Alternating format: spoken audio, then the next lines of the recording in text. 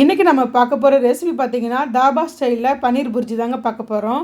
நான் வந்து டோஃபு பன்னீரில் ட்ரை பண்ணியிருக்கிறேன். இது வந்து வயசானவங்க, வெயிட் லாஸ் பண்ணணும்னு நினைக்கிறவங்க, ஹார்ட் பேஷண்ட் இவங்க எல்லாமே தாராளமாகவே சாப்பிட்லாம். வாங்க அதை எப்படி செய்யலான்றதை இப்போ பார்த்துடலாம்.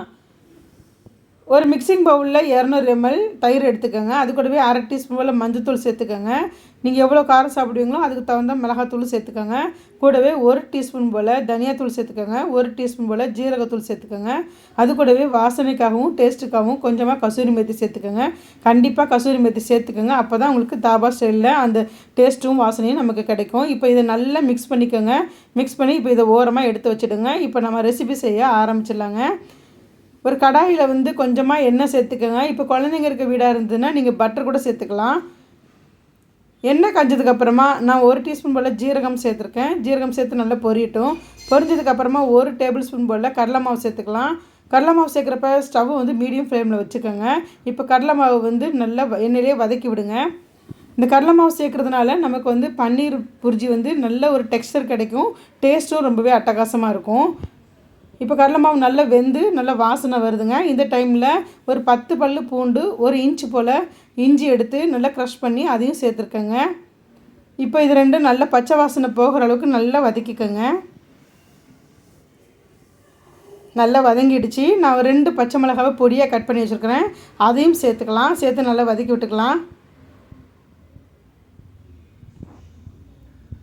இப்போ 2 மீடியம் சைஸ் பெரிய வெங்காயத்தை பொடி பொடியாக கட் பண்ணி அதையும் சேர்த்துக்கலாங்க.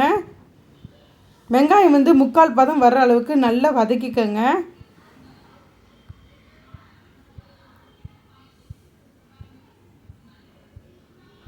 நல்லா வெங்காயம் 3/4 பதம் வந்துருச்சு. இப்போ நான் வந்து 1 மீடியம் சைஸ் தக்காளி வந்து பொடியாக கட் பண்ணி வச்சுருக்கேன். அதையும் சேர்த்துக்கலாம்.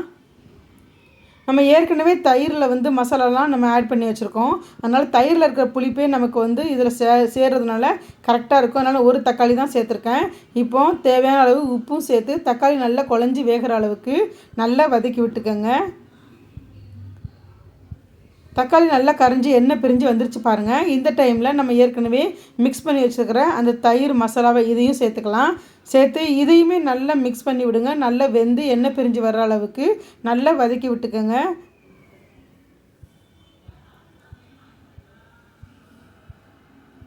இப்போ தயிருமே நல்லா வெந்து வந்துருச்சு பாருங்கள். வெந்து நல்லா எண்ணெய் பிரிஞ்சு வந்துருச்சு. இந்த டைமில் நம்ம வந்து புர்ஜிக்கு தேவையான அளவு தண்ணி சேர்த்துக்கலாம். நான் வந்து மிக்ஸிங் பண்ண வச்சுருக்கேன்ல அந்த பவுலையே கழுவி தண்ணி சேர்த்துருக்கேங்க.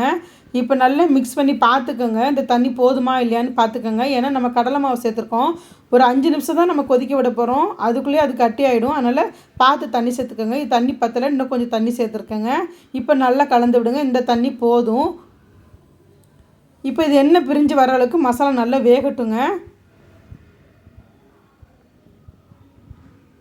நல்லா எண்ணெய் பிரிஞ்சு வந்துருச்சு பாருங்கள். நான் வந்து ஏற்கனவே துருவி வச்சுருக்கிறேன் அந்த டோஃபு பன்னீரையுமே இதில் சேர்த்துருக்கேன்.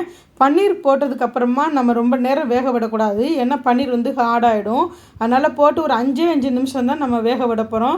அந்த மசாலாவோடு அந்த பன்னீர் நல்லா மிக்ஸ் ஆகிற அளவுக்கு ஒரு 5 நிமிஷம் கொதிச்சா போதும். நமக்கு பாருங்கள் ஒரு கிட்டத்தட்ட ஒரு 1/4 மணி நேரம் கூட இல்லை, அதுக்குள்ளே நமக்கு ஒரு சூப்பரான பன்னீர் புர்ஜி ரெடி ஆகிடுச்சு பாருங்கள். ஒரு 5 நிமிஷம் மட்டும் நம்ம நல்லா வேக விட்டுறலாம். நல்லா எண்ணெய் பிரிஞ்சு வரட்டும். பாருங்கள் 5 நிமிஷத்தில் எண்ணெய் பிரிஞ்சு சூப்பரான பன்னீர் புர்ஜி ரெடி ஆகிடுச்சுங்க. இப்போ வந்து ஒரு அரை டீஸ்பூன் போல் கரம் மசாலா சேர்த்துக்கலாம். வாசனைக்காகவும் டேஸ்ட்டுக்காகவும். கூடவே கொஞ்சமாக பட்டர் சேர்த்துருக்குறேன். நீங்கள் குழந்தைங்க இருக்க வீட்டாக இருந்தால் நிறைய கூட சேர்த்துக்கோங்க. அப்போ ரொம்பவே டேஸ்ட் அதிகமாக இருக்கும்.